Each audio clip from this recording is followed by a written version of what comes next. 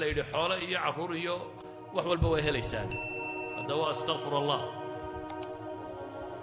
halay sheegay inaan yar oo Soomaaliyeed oo muslima oo Maraykan joogo shaqaysta oo yidhi maalintii 2,000 astaqfir allah baan sameeyayo wax haba yaraatee nolosheeda isoo hortaagama jiraan hooyaday baan maalintii dambe u imid dukaan haysato waxaan ku yidhi hooyo haddaad laftaada astaqfirlada badiso dukaanka ugu camirmaya islaantiina way samaysay dukaankeedu waa camirmay kuwa kale la dhaafaa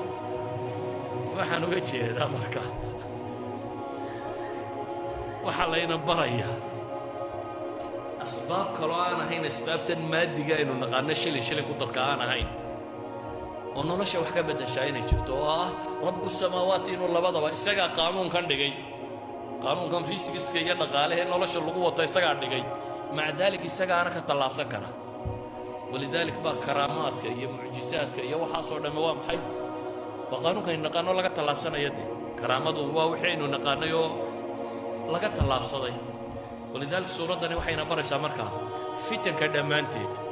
hadday fitna diineed tahay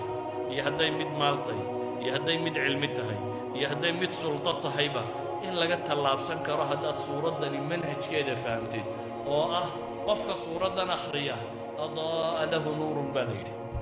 nuur baa loo ifiyaa oo bayna aljumca waljumca uu ku ifsan kara baa loo ifiyaa waxaan leenahay suuradda tani waxay baraysaa qofka muslimkaa noloshu waxay leedahay wax laga baqo waxay leedahay mushkilaadka hor yimaada waxay leedahay mugdiyadu qalaq bay leedahay waxay suuraddani ku baraysaa sakiinada xasiloonida iyo tumaaniinada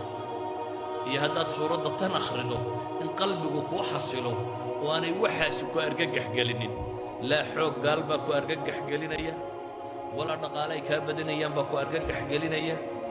walaa dunidaanu maamullaa baa ku argagax gelinaysa waayo waxaad rumaysatay rabbu samaawaati walardi inaad ku xidhan tahay oo ku taxantay walidaalika ayuha alaxiba haddaynu isnaanan suuradda ka warrama runtii wax badan baynu sheegi karnaa manaynan qisas